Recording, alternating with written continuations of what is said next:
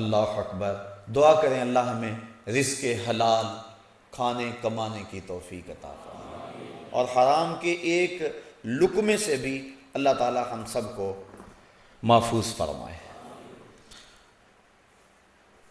اللہ کے محبوب علیہ السلام نے جہاں ہمیں رزق حلال کھانے کی ترغیب ارشاد فرمائی، وہاں زبان کو سچ اور صداقت کا علم بردار رکھنے کی ترغیب دی کہ تمہاری زبان سچ کے علاوہ کچھ نہ بولے، بلکہ حضور علیہ السلام نے فرمایا کہ الصدق ینجی والکذب یہلک، صدق نجات دیتا ہے اور کذب بندے کو ہلاک کر دیتا ہے۔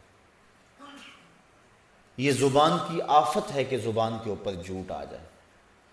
ایک روایت میں صحابہ نے حضور سے پوچھا کہ حضور مسلمان بخیل ہو سکتا ہے؟ فرمایا نہیں، مسلمان بخیل نہیں ہوتا، وہ سخی ہوتا ہے، لیکن فرمایا ہو سکتا ہے کبھی اس سے بخل بھی ہو جائے۔ اس طرح پوچھا کہ مسلمان بہادر ہوتا ہے؟ فرمایا ہاں بہادر ہوتا ہے، لیکن ہو سکتا ہے کبھی اس سے بزدلی بھی ہو جائے۔ عرض کی حضور کیا مومن جھوٹا ہو سکتا ہے؟ فرمایا جھوٹا نہیں ہو سکتا، یہ پکی بات ہے، مومن جھوٹا نہیں ہو سکتا۔ میں امام غزالی کے حوالے سے پڑھ رہا تھا، آپ فرماتے ہیں کہ انسان جب گناہ کرتا ہے تو بعد میں نیکی کرتا ہے تو وہ جو گناہ کی کالک ہے وہ مٹ جاتی ہے، جو لگی ہوتی ہے دل کے اوپر وہ مٹ جاتی ہے، لیکن جھوٹ کی جو کالک ہے یہ ایسی ہے کہ اس کے اثرات باقی رہتے ہیں۔ تو جو شخص جھوٹ بولتا رہتا ہے ایک وقت آتا ہے اس کا اندر مر جاتا ہے اور اس کے پاس کچھ نہیں رہتا۔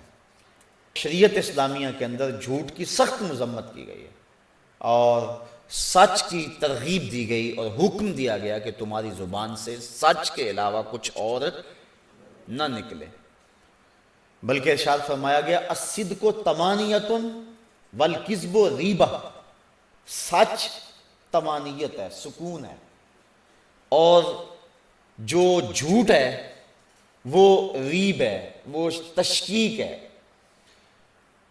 انسان کو جھوٹ بول کر سکون نہیں ملتا، بچ بھی جائے جھوٹ بول کر سکون نہیں ہوتا، اور سچ بول کر پھنس بھی جائے پھر بھی سکون ملتا اس کو۔ اگر کوئی غلطی ہو گئی، کوتاہی ہوگی کسی تو صاف کہہ دیا ہاں مجھ سے ہو گئی، سچ کہہ دیا تو اس سے طبیعت میں تسکین ہوگی، اس کی سزا بھی تمہیں مل سکتی ہے لیکن طبیعت سکون ہوگی، من مطمئن ہوگا، اندر اگر اطمینان ہو گیا تو اور کیا چاہیے۔ اور اگر جھوٹ بول کر آپ سودا بیچ بھی لیتے ہیں اور جھوٹ بول کر اگر آپ جو ہے وہ اپنی زندگی کے کسی معاملے کو بظاہر نکھار بھی لیتے ہیں، کسی سے کوئی فائدہ بھی اٹھا لیتے ہیں، لیکن اندر جو ہے وہ پریشانی رہے گی۔ تو الصدق طمانیۃ والکذب ریبہ۔ اور ایک حدیث میں حضور نبی رحمت صلی اللہ علیہ وسلم نے ارشاد فرمایا ثلاثۃ نفر لا یکلمہم اللہ تعالی یوم القیامہ ولا ینظر الیہم، فرمایا 3 اشخاص ایسے ہیں کہ قیامت کے دن اللہ نہ ان سے کلام کرے گا نہ ان کی طرف نظر رحمت سے دیکھے گا۔ وہ 3 شخص کون ہیں؟ المنان بعطیۃ والمنفق سلعتہ بالحلف الفاجر والمسبل ازارہ۔ ایک وہ شخص کہ جو دے کر جتلاتا ہے، کسی کو کچھ دے دیا اور اس کے بعد جتلایا کہ میں نے تجھ کو یہ دیا تھا۔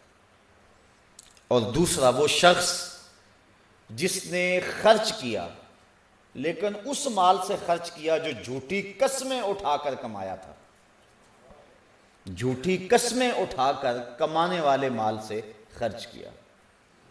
اور تیسرا وہ شخص جو تکبر کی وجہ سے اپنے تہبند یا شلوار کو ٹخنوں کے نیچے لٹکاتا ہے۔ اور حضور نے فرمایا کہ جو جتنی جگہ انسان کا لباس ڈھانپے گا ٹخنوں کے نیچے، اتنی جگہ کل قیامت کے دن جہنم کی آگ میں جلائی جائے گی۔ تو اپنے تہبند کو، اپنی شلوار وغیرہ کو جو ہے وہ اپنے ٹخنوں سے اوپر رکھنے کا حکم دیا گیا ہے۔ بلکہ حضور کبھی اتنی اونچی کر لیتے تھے کہ پنڈلیوں کی سفیدی اس کی چمک سے آبا کو نظر آیا کرتی تھی۔ اللہ اکبر۔ تو یہ تین وہ شخص ہیں کہ جن کی طرف اللہ تعالیٰ نظر رحمت نہیں فرمائے گا۔ اور ایک اور روایت کے اندر اور تین اشخاص کا تذکرہ ہے، فرمایا ثلاثۃ لا یکلمہم اللہ ولا ینظر الیہم ولا یزکیہم ولہم عذاب علیم۔ تین شخص ایسے ہیں کہ نہ تو اللہ تعالیٰ ان سے کلام کرے گا، نہ ان کی طرف نظر رحمت کرے گا، اور نہ ہی ان کو پاک کرے گا، اور ان کے لیے عذاب بھی دردناک ہوگا۔ وہ تین شخص کون ہیں؟ شیخ زان، بوڑھا زانی، جو بوڑھا ہو گیا لیکن زنا نہیں چھوڑتا، ہڈیاں کمبن گوڈے کھڑکن تے اڑ گیا لک تیرا، اجے بھی بدیوں باز نہ آئوں جیو مرد دلیرا۔ وہ مالکن کذاب، اور ایک جھوٹا بادشاہ، حکمران ہو جھوٹ بولتا ہے۔ وہ عائل مستکبر، اور تیسرا غریب آدمی ہو لیکن تکبر کرتا۔ یہ تین وہ شخص ایسے ہیں کہ قیامت کے دن اللہ تعالیٰ ان کی طرف نہ دیکھے گا، نہ کلام کرے گا، نہ ان کو پاک کرے گا۔ حضرت نبی رحمت صلی اللہ علیہ وسلم نے ارشاد فرمایا اربعٌ اذا كنا فيك لا يضرك ما فاتك من الدنيا۔ اگر تیرے پاس چار چیزیں ہیں تو دنیا کی کوئی شے بھی تیرے پاس نہیں ہے تو پریشان نہ ہو۔ دولت نہیں ہے، بینک بیلنس نہیں ہے، تیرے پاس کوٹھی نہیں ہے، کار نہیں ہے، رہائش کا مکان نہیں ہے، دنیا میں بڑی محرومی ہے تجھے، بڑے دکھ ہیں دنیا پر تجھے۔ پیدا ہوا تھا کہ باپ فوت ہو گیا، ماں کا سایہ اٹھ گیا، رشتہ داروں نے جو ہے وہ دتکارا، مکان نہیں ہے، دنیا میں دکھ ہی دکھ ہیں۔ لیکن اگر چار چیزیں حضور فرمایا تیرے پاس ہیں تو دنیا کی کسی کمی کو کمی نہ سمجھنا۔ اگر یہ چار چیزیں ہیں تو ساری دولتیں تیرے پاس ہیں، اور اگر یہ چار نہیں ہیں تو چاہے تو دنیا کا امیر ترین شخص کیوں نہ ہو، دنیا کے اقتدار کی مسند کے اوپر کیوں نہ بیٹھا ہو، تیرے پاس کچھ بھی نہیں ہے اگر یہ چار نہیں ہیں۔ وہ چار چیزیں کون سی ہیں؟ صدق الحدیث، ایک وہ جس کی زبان کو سچ نصیب ہے۔ اگر تجھے بات کا سچ مل گیا تو اتنی بڑی دولت ہے، کوئی دولت اس کا مقابلہ نہیں کر سکتی۔ اور دوسری بات وہ حفظ الامانہ، جو تجھے امانت دی گئی ہے اس کی حفاظت کرنا۔ اور تیسری بات وہ حسن و خلق، اور اچھا خلق، ہر ایک کو ہنس کے ملنا، اچھائی سے ملنا۔ یہ نہیں ہے کہ چہرے پہ یہ بوسط طاری ہو، ماتھے پہ شکنے ہوں، عجیب سا بندہ ہو، نہ، لوگوں کو ہنس کے ملے۔ حضور نے فرمایا کہ نیکی کو حقیر نہ سمجھو، ولو ان تلقى اخاك بوجه طلق، اگرچہ تم اپنے مسلمان بھائی کو خندہ پیشانی سے ملو تو یہ بھی چھوٹی نیکی نہیں ہے، یہ بھی بہت بڑی نیکی۔ تو حسن خلق، لوگوں کے ساتھ اچھا سلوک کرے۔ اور چوتھی چیز وعفت طعمہ، اور اس کے کھانے کا پاک ہونا۔ اگر یہ چار چیزیں کسی کو مل گئی، اگر دنیا کی کوئی اور چیز نہ بھی ملی تو وہ پریشان نہ ہو، یہ چار چیزیں اس کے لیے بہت بڑی دولت ہے۔ میرا خیال ہے اس کو ہم یاد کر لیں، پھر ایک مرتبہ میں ان چاروں چیزوں کو گنوا لیتے ہیں اور اس کو آپ یاد کر لیں، اور کوشش کریں کہ ان چار چیزوں کو ہم اپنی زندگی کے اندر داخل کریں گے۔ اور وہ پہلی چیز صدق الحدیث، سچی بات، کبھی بھی زبان سے جھوٹ نہ نکالو۔ یہ زبان اور شرم گاہ، حضور نے فرمایا تم ان دو چیزوں کی مجھے ضمانت دے دو، میں تمہیں جنت کی ضمانت دے دوں۔ ان دو چیزوں کی ضمانت تم مجھے دے دو، میں تمہیں جنت کی ضمانت دے دیتا ہوں۔ تو پہلی چیز صدق الحدیث، سچی بات۔ حضور علیہ السلام نے فرمایا مجھے قسم ہے اللہ کی کہ میں تمہارے ساتھ مزاح کرتا ہوں، لیکن فرمایا لا اقول الا حقا، لیکن حالت مزاح میں بھی میری زبان سے حق کے علاوہ کچھ نہیں نکلتا۔ بعض کا لوگ مزاح میں جھوٹ بول دیتے ہیں۔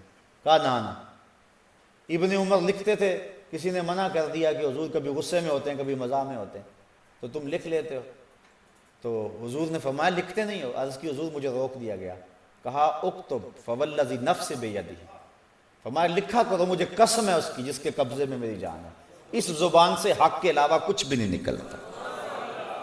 مزاح میں بول رہے ہوں یا غصے میں بول رہے ہوں. بعض کا بندہ غصے میں آ جاتا ہے, اس وقت بھی بے قابو ہو جاتا ہے. حضور نے ارشاد فرمایا منافق کی 4 نشانیاں, اور جس کے اندر یہ چاروں پائی جائیں وہ پکا منافق ہے, اور جس میں چاروں میں سے کوئی پائی جائے تو اس میں نفاق کی ایک علامت ہے. یہاں سے نفاق اعتقادی مراد نہیں ہے, نفاق عملی مراد ہے. فرمایا جب وہ بولے تو جھوٹ بولے, اور جب اس کے پاس امانت رکھی جائے تو خیانت کرے, اور جب کسی سے الجھ پڑے تو گالیاں دے, جب کسی سے الجھ پڑے تو گالیاں دیتا ہے, یہ اس کی علامت ہے. تو گالی دینا, زبان سے غصے کے عالم کے اندر ایسی کو بات کرنا, غصہ بھی ہو تو پھر بھی اپنے اوپر کنٹرول رکھے, اپنی زبان سے کوئی ایسا جملہ نہ کہے جو نامحمود ہے. تو حضور علیہ السلام نے ارشاد فرمایا کہ میں تم سے مزاح بھی کرتا ہوں, ولا اقول الا حقا, بے شک میں تمہارے سے مزاح بھی کرتا ہوں لیکن سن لو میری زبان سے حق کے علاوہ کچھ نہیں نکلتا. وہ دہن جس کی ہر بات وحی خدا, وما ينطق عن الهوى ان هو الا وحی یوحی, کیونکہ حضور اللہ کی مرضی کے بغیر بولتے ہی نہیں. تو زبان کو ہر حالت کے اندر مائیں بعض کا چھوٹے بچوں کو بہلانے کے لیے کرتی ہیں, اور کوئی جھوٹ بول دیتے ہیں ادھر آؤ یہ دیں گے, کبھی ایسا نہیں کرنا چاہیے, یہ بھی جھوٹ ہے. امام بخاری کسی سے حدیث لینے گئے اور بڑا طویل سفر کر کے وہاں پہنچے تو پتہ چلا کہ وہ باہر کھیتوں میں گئے ہوئے, تو آپ ان کے پیچھے چلے گئے, تو وہ اپنے گھوڑے کو بلا رہے تھے, گھوڑا بھاگا ہوا تھا, تو اپنی جھولی کو پھیلا کر جس طرح اس کے اندر چارہ ہو تو دور سے اس کو آوازیں دے رہے تھے, تو گھوڑا ان کی سمت آ رہا تھا. تو امام بخاری پہنچے تو آپ نے یہ منظر دیکھا, ملے تو واپس ہو گئے. انہوں نے کہا آئے تھے, کوئی مقصد نہیں بتایا, آپ مجھے ملنے آئے تھے. انہوں نے کہا میں نے تو اللہ کے رسول کی ایک حدیث کے بارے میں سنا تھا کہ حضور کی ایک حدیث آپ کے پاس ہے. تو کہا پھر سن لو مجھ سے. کہا جو گھوڑے سے جھوٹ بولتا ہے وہ میرے سے نہیں بولے گا, میں تم سے حدیث ہی نہیں لیتا. یعنی ایسی شرائط تھی ہمارے ائمہ کی. تو اپنی زبان کو سچ کا خوگر اور سچ کا عادی بنائیں. حضور علیہ السلام نے فرمایا کہ جہنم میں کثرت سے جانے والوں کا سبب فم اور فرج ہے, یعنی ایک منہ اور دوسرا شرمگاہ. زیادہ لوگ جہنم کا شکار ان 2 آفتوں سے ہوئے ہیں. اور فرمایا کہ میں نے جن لوگوں کو جنت میں دیکھا ہے, جنت میں جانے والوں کا جنت میں جانے کا بڑا سبب جو میں نے دیکھا ہے تقوی اللہ, ایک تو اللہ کا تقوی اور دوسرا حسن خلق. یعنی ایک تقوی اللہ کا ڈر اور دوسرا مخلوق سے اچھا سلوک کرنا. ان 2 اعمال کی وجہ سے میں نے لوگوں کو زیادہ جنت میں دیکھا ہے, اور منہ اور شرمگاہ کی آفتوں سے میں نے زیادہ لوگوں کو جو ہے وہ جہنم میں دیکھا ہے. جب منہ کی آفت ہوگی تو اس میں زبان بھی ہے اور اس میں پیٹ بھی ہے, کہ زبان کا چسکا, زبان کی غذا, وہ چغلی غیبت بھی ہے, وہ جھوٹ بھی ہے, اور وہ غذائیں بھی ہیں. لیکن بعض حدیث میں فم کی جگہ بطن ہے, کہ یعنی پیٹ کی وجہ سے اور شرمگاہ کی وجہ سے. اور اگر بطن ہے تو یہاں فم سے مراد پھر کھانا ہوگا. لیکن دوسری حدیث جہاں حضور فرمایا کہ مجھے تم ضمانت دے دو جو تمہارے 2 جبڑوں کے درمیان اور جو 2 ٹانگوں کے درمیان ہے, میں تمہیں جنت کی ضمانت دیتا ہوں. تو اس فم سے مراد پھر جو ہے وہ زبان کا معاملہ ہوگا. جب صبح ہوتی ہے سارے اعضائے بدنیاں زبان کے آگے ہاتھ جوڑتے ہیں اور کہتے ہیں کہ تو ایسی کوئی بات نہ کرنا, بات تو کرے گی سزا ہمیں ملے گی. تو 2 چیزوں کی اہمیت بہت ساری ہے, ایک حلال کے لقمے کی اور ایک زبان کو سچ کا خوگر بنانا. آج کی اس نشست میں یہی میں آپ کے سامنے بیان کرنا تھا. حضور نبی رحمت صلی اللہ علیہ وآلہ وسلم نے حضرت معاذ رضی اللہ تعالیٰ عنہ کو ایک ارشاد فرمایا, بلکہ وصیت فرمائی, وہ وصیت سن لیں. فرمایا اوصی کا بتقوی اللہ و صدق الحدیث و اداء الامانہ والوفاء بالعہد و بذل السلام و خفض الجناح, کہ میں تجھے اللہ سے ڈرنے کی, سچی بات کہنے کی, امانت کو ادا کرنے کی, وعدوں کو پورا کرنے کی, اور السلام علیکم کو پھیلانے کی, اور آوازوں کو سکیڑنے کی وصیت کرتا ہوں. یہ حضور نے اپنی امت کو فرمائی. تو انسان اگر اپنی زبان اور اپنے پیٹ کو حرام سے بچا لے تو اللہ کی رحمتوں کا حقدار ہوتا ہے، اور اگر وہ اپنی زبان اور اپنے پیٹ کو حرام سے نہ بچائے تو اس کی آفتیں ایسی ہوتی ہیں کہ نیکی کا جو نور ہے اس کی برکتوں سے جو دل کے میل دھلتے ہیں، تو جھوٹ کی وجہ سے جو دل کا میل ہے وہ بھی ختم نہیں ہوتا ہے۔ اللہ تعالی ہمیں اس بری خصلت سے محفوظ و مامون فرمائے، اور مجھے اور آپ کو اپنی رحمتوں اور کرم نوازیوں کا حصار دے۔